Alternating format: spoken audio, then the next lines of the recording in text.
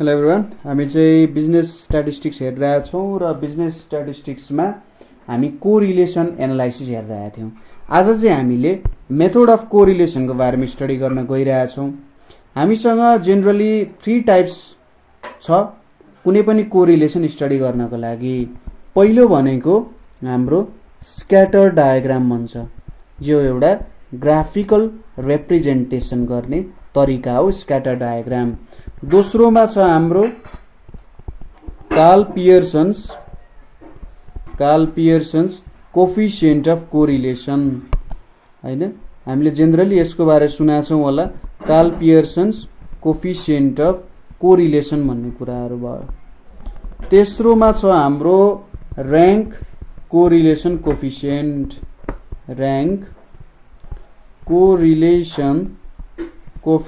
भनेर छ। अब र्याङ्क कोरिलेसन कोफिसिएन्ट भयो। सो हामीले यहाँनिर आज चाहिँ स्क्याटर प्लट अथवा स्क्याटर डायग्राम मेथड हेर्छौँ। यो दुईटाहरू हामी बिस्तारै अर्को भिडियोजहरूमा हेर्दै गर्छौँ है। सबै टपिकहरू हामीले मजाले बुझ्न जरुरी छ। सुरुमा हामीले स्क्याटर प्लट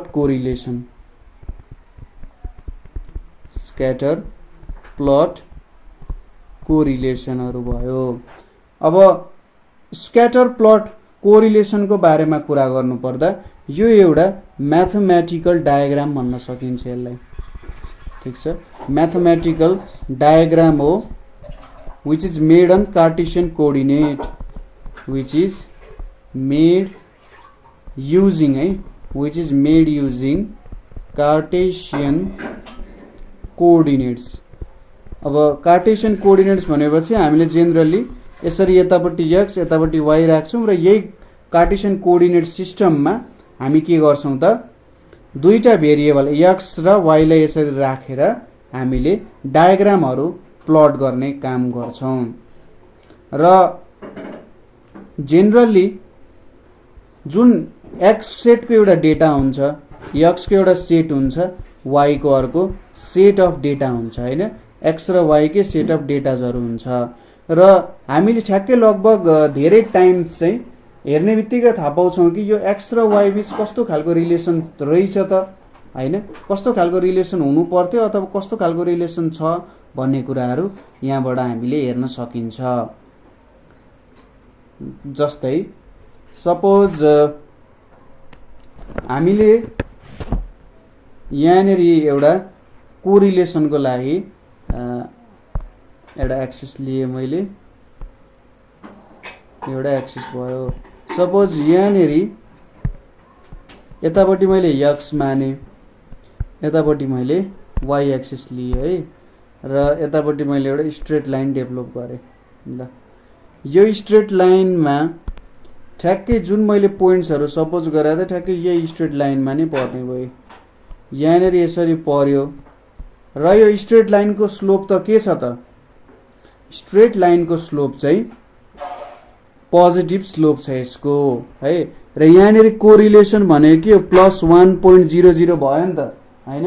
कोरिलेसन भनेको +1 भयो किनभने जुन हाम्रो लाइन छ त्यही लाइनमा सबै पोइन्ट्सहरू परेको छ भनेपछि यदि सबै पोइन्ट्सहरू एउटै लाइनमा पर्ने भयो हैन, सबै पोइन्ट्सहरू चाहिँ एउटै लाइनमा देखियो भने हो त्यस्तोलाई चाहिँ जेनरली हामीले कसरी बनाउँछौँ भन्दाखेरि सबसे म्याक्सिमम पोइन्ट्सहरूलाई कसरी एउटै लाइनबाट पास गर्न सकिन्छ होला, पास गराउन सकिन्छ होला भन्ने कुरा हेरिरहेका हुन्छौँ। र यदि हाम्रो सबै पोइन्ट्सहरू एउटै लाइनबाट पास हुन्छ भने र हाम्रो स्लोप पनि पोजिटिभ छ भने यस्तोलाई चाहिँ पर्फेक्ट पोजिटिभ कोरिलेसन भनेर भन्छ। ठीक छ, यदि स्लोप पनि पोजिटिभ छ र सबै पोइन्ट्सहरू जुन छ त्यो एउटै लाइनबाट पास हुन्छ भने त्यसलाई पर्फेक्ट पोजिटिभ कोरिलेसन्सहरू भनेर भन्छ। यसपछि अर्को कोरिलेसन आउँछ यहाँनिर हेरौँ। सपोज यतापट्टि x यतापट्टि y छ र अब बनिने लाइन भनेको सपोज सोचौँ कि यताबाट एउटा लाइन आयो। ल यसरी एउटा लाइन मैले बनाएँ, यहाँनिरको पोइन्ट्सहरू लिए मैले, यहाँनिर पनि सबै पोइन्ट्सहरू ठ्याक्कै लाइनमै परेको छ है। लाइनमा परेको छ भने सबै पोइन्ट्सहरू एउटै लाइनबाट पास भइरहेको छ। तर यो लाइनको स्लोप त नेगेटिभ छ। सबै पोइन्ट्सहरू एउटै लाइनबाट पास भइरहेको छ तर यसको स्लोप नेगेटिभ छ। यहाँनिर त एउटा पर्फेक्ट रिलेसन छ तर नेगेटिभ स्लोप भइसकेपछि हामीले यसको r इजिकल्स टु रिलेसन लेख्न खोज्या हो -1.00 लेख्छौँ। यो पनि एउटा पर्फेक्ट कोरिलेसनै हो तर यसको स्लोप नेगेटिभ भएको कारण यसलाई पर्फेक्ट नेगेटिभ कोरिलेसन भनेर भन्छौँ हामी है, स्लोप नेगेटिभ भएको कारण। तर जेनरल लाइफमा यस्तो पर्फेक्ट कोरिलेसन त आउँदैन। कुनै दुईटा भेरिएबलहरू बीच हामीले यसरी पर्फेक्ट रिलेसनहरू त डेभलप गर्न सक्दैनौँ। अब एउटा जेनरल सिम्पल केसेसहरू सपोज गरौँ, जस्तै यहाँनिर मैले अर्को बनाएँ, यहाँनिर यतापट्टि एक्स एक्सिस यतापट्टि वाइ एक्सिस भयो र यहाँनिर एउटा लाइन पनि बनाऊ है। यसरी मैले एउटा लाइन पनि बनाएँ। अब यो लाइनमा सपोज अब यो लाइनमा पोइन्ट्सहरू जुन छ, यहाँनिर एउटा पोइन्ट सपोज यसरी यहाँनिर पर्न गयो हैन, यसलाई जुम इन गरौँ। एउटा पोइन्ट यहाँनिर यतापट्टि टुक्रुक्क छुन गयो, अर्को पोइन्टले यतापट्टि टुक्रुक्क छोयो, अर्को पोइन्टले यतापट्टि टुक्रुक्क छोयो, यहाँनिर टुक्रुक्क छोयो, यता छोयो, यहाँनिर छोयो, यसरी छोयो। अब केही पोइन्ट्सहरू यसरी बाहिर पर्न गयो, यसरी बाहिर पर्यो रे केही पोइन्ट्सहरू है। अब यहाँनिर के देखिन्छ भने यो जुन हाम्रो लाइन छ यो लाइनमा धेरैवटा पोइन्ट्सहरू चाहिँ छोएर जाँदो रहेछ। यो लाइनले धेरैवटा पोइन्ट्सहरू छोएर जाँदो रहेछ तर पर्फेक्टली सबै पोइन्ट्सहरूलाई छोएर त गएको छैन नि हैन। सबै पोइन्ट्सहरूलाई छोएर गएको छैन, केही पोइन्ट्सहरूलाई चाहिँ छोएर गएको, सरी केही पोइन्ट्स बाहेक सबै पोइन्ट्सहरूलाई छोएर गएको छ। यहाँनिर पर्फेक्ट त छैन तर यहाँनिर जुन रिलेसन छ त्यो एकदम कडा रिलेसन छ अथवा भेरिएबल्सहरू बीच एउटा स्ट्रङ रिलेसन छ, किनभने त्यो एउटै लाइनमा धेरैवटा पोइन्ट्सहरू झुमिन गयो अथवा त्यहाँबाट पास हुन गयो र यसको यो लाइनको स्लोप पनि के छ त पोजिटिभ छ। त्यसैले r इजिकल्स टु 1 नभएको केस तर r को भ्यालु एकदमै 1 को नजिकै केस भयो भने यस्तो खालको कोरिलेसनलाई चाहिँ स्ट्रङ पोजिटिभ कोरिलेसन भनेर भनिन्छ हैन। एकदम यो +0.94 भनेको त एक्स र वाइ भेरिएबलहरू बीच एकदम स्ट्रङ खालको रिलेसन छ भनेर भन्नु हो नि त, यस्तोलाई चाहिँ स्ट्रङ पोजिटिभ कोरिलेसन भन्छ। अब यसकै काउन्टरमा पनि अर्को कोरिलेसन आइहाल्छ। तपाईले बुझिसक्नु भयो होला मैले के भन्न खोजिरहेको छु भनेर। सपोज यतापट्टि एक्स छ यतापट्टि वाइ एक्सिस छ र मैले यहाँनिर एउटा लाइन बनाएर है, उल्टो लाइन भयो जस्तो छ, यसलाई चाहिँ मेटाउँ। यताबाट चाहिँ मैले लाइन कोरेँ र अब यो लाइनमा पोइन्ट्सहरू छ। सपोज यो पोइन्ट्सहरू मैले जुम इन गरेँ यतापट्टि, कुनै पोइन्ट्सहरू अब यहाँनिर यसरी योतिर आयो, यहाँ आयो हैन, यसरी छोरा गइरहेको छ। जोस पोइन्ट्सहरू यसरी छोरा गइरहेको छन् र केही पोइन्ट्सहरू चाहिँ यसरी बाहिर आउन गयो। ल केही पोइन्ट्सहरू यसरी बाहिर आयो। यहाँ पनि के छ, धेरैवटा पोइन्ट्सहरूले टच गरेर गइरहेछ यो लाइनलाई है। धेरैवटा पोइन्ट्सहरूले त्यो लाइनलाई टच गरेर गइरहेको छ भनेपछि यहाँ पनि एउटा स्ट्रङ रिलेसन छ। तर यो लाइनको स्लोप के छ, नेगेटिभ छ हैन। यो लाइनको स्लोप नेगेटिभ आउँछ, तपाईले क्याल्कुलेसन गर्दा हुन्छ है। नेगेटिभ स्लोप भएको कारण यस्तोलाई चाहिँ के भनिन्छ, नेगेटिभ स्लोप आयो हैन तर धेरै पोइन्ट्सहरूले छोएको छ भने यसलाई स्ट्रङ नेगेटिभ कोरिलेसन भन्न सकिन्छ।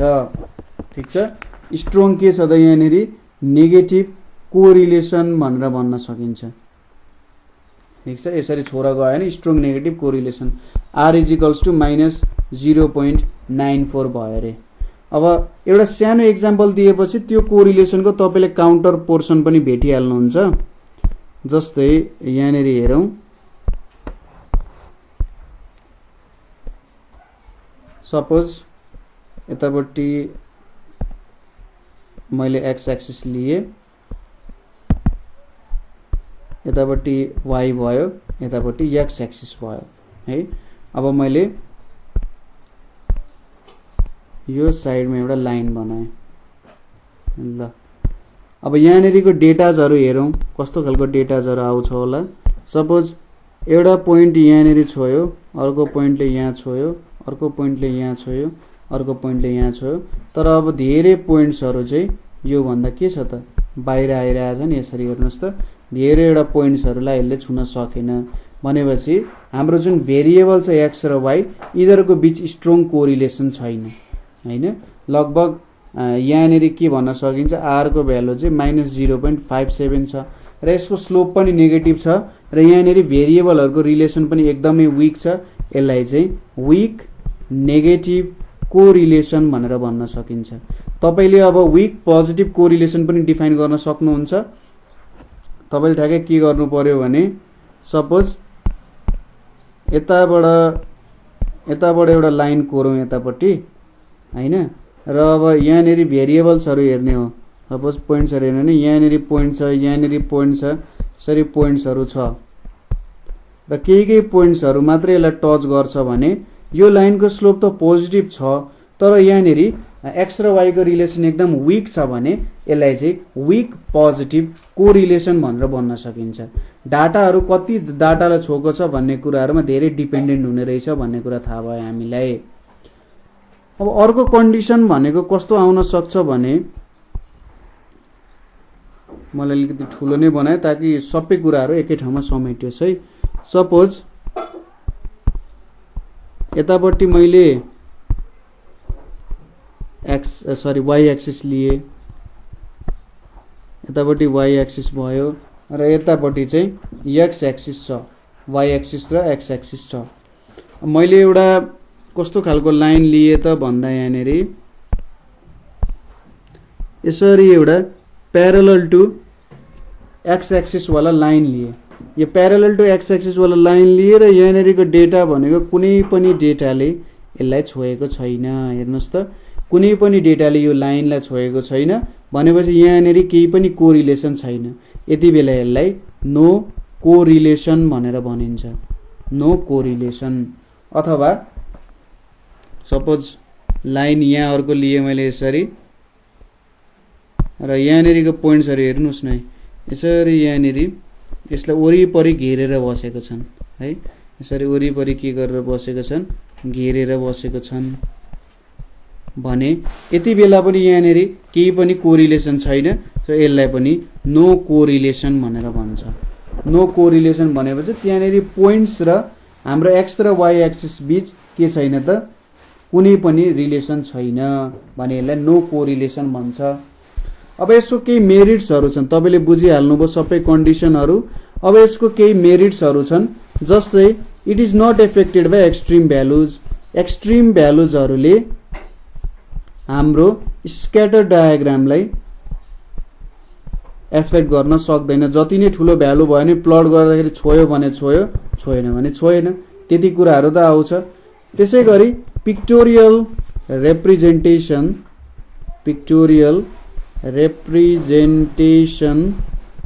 अफ के भयो त कोरिलेसन हैन। हामीले चाहिँ पिक्टोरियल तरिकाले रिप्रेजेन्ट गर्न सक्यौं र हामीले सजिलैसँग हेर्ने बित्तिकै थाहा पायौं कि कस्तो खालको कोरिलेसन छ होला भनेर हैन। त्यसैगरी यसको केही डिमेरिट्सहरु पनि छ। डिमेरिट्सहरु भनेको के हुन्छ gives rough idea, gives only rough idea. कुनै बेला हामीलाई कोरिलेसन चाहिएको हुन्छ, कोरिलेसन पनि हामीलाई एक्ज्याक्ट कोरिलेसन चाहिएको हुन्छ। त्यति बेला हामीले स्क्याटर डायग्राम युज गर्यौं भने यसले हामीले एक्ज्याक्ट भ्यालु नदिन सक्छ, त्यसैले त्यो युज गर्ने कुरा आउँदैन। त्यसैगरी does not show the degree of extent of relationship. कति चाहिँ रिलेसनशिप छ, कुन डिग्रीसम्म रिलेसनशिप छ यिनीहरुको, अथवा स्ट्रेन्थ कति छ यो दुईटा भेरिएबल्सहरुको बीच भनेर एक्ज्याक्टली देखाउन सक्दैन। मेन प्रब्लम भनेकै यसले हामीले एक्ज्याक्ट भ्यालु अफ कोरिलेसन दिन नसक्ने रहेछ। त्यसैले स्क्याटर डायग्राम अब एउटा डायग्रामेटिकल फर्ममा रिप्रेजेन्ट गर्दा युज गर्न सकिन्छ, तर जुन बेला पनि हामीले युज गर्न सकिँदैन, म्याथमेटिकल एक्युरेसी चाहिएको बेला युज गर्न नसकिने भयो। सो यहाँनेरि हामीले पहिलो मेथड जुन छ हाम्रो अथवा पहिलो टाइप अफ स्टडिङ कोरिलेसन भनेर हेर्यौं। यहाँसम्म तपाईहरुलाई केही प्रब्लम भयो अथवा बुझ्नु भएन भने हामीलाई सोध्न सक्नुहुन्छ, हामीलाई कल गर्न सक्नुहुन्छ अथवा 9849595895 मा कल गर्न सक्नुहुन्छ। So thank you for watching.